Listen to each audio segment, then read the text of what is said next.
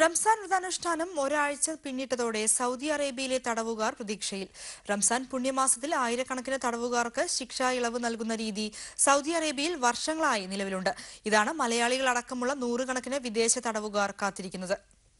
കയ്യബദ്ധങ്ങൾ, insurance ഇല്ലാതെ വാഹനമോടിച്ച് അപകടത്തിൽ ആളുകൾ മരിക്കുകയോ വാഹനങ്ങൾക്ക് കേടുപാടുകൾ സംഭവിക്കുകയോ ചെയ്തതിന് നൽകേണ്ട ബ്ലഡ് മണി, നാശനഷ്ടങ്ങൾക്കുള്ള നഷ്ടപരിഹാര തുക നൽകാൻ സാധിക്കാതിരിക്കുക എന്നീ തന്റേതല്ലാത്ത കുറ്റത്താൽ ജയിലിലടയ്ക്കപ്പെട്ട തടവുകാർക്കാണ് റംസാൻ പുണ്യമാസത്തിലും ഹജ്ജ് ദിനത്തിലും സൗദി ഭരണകൂടം മാപ്പ് നൽകാറുള്ളത്.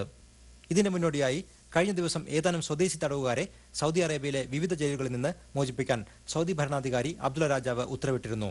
റിയാദിലെ മലാസ്, അൽഹേർ എന്നീ ജയിലുകളിൽ നിസ്സാര കുറ്റങ്ങൾക്ക് നിരവധി മലയാളി തടവുകാർ കഴിയുന്നുണ്ടെന്ന് ഫൊക്കാസ പ്രസിഡന്റ് ആർ മുരളീധരൻ പറഞ്ഞു.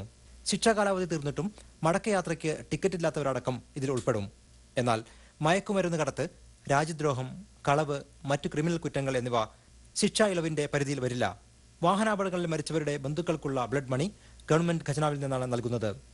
ഇത്തരത്തിൽ നൽകാൻ കോടിക്കണക്കിന് റിയാലാണ് ഖജനാവിൽ നിന്നും വർഷം തോറും നീക്കിവെക്കാറുള്ളത്. അതുകൊണ്ട് തന്നെ നിരവധി പ്രവാസികളാണ് രാജകാരുണ്യത്തിനായി ഈ വർഷവും പ്രതീക്ഷാപൂർവ്വം കാത്തിരിക്കുന്നത്. Narendran Cherukad, Amrita News, Riyadh.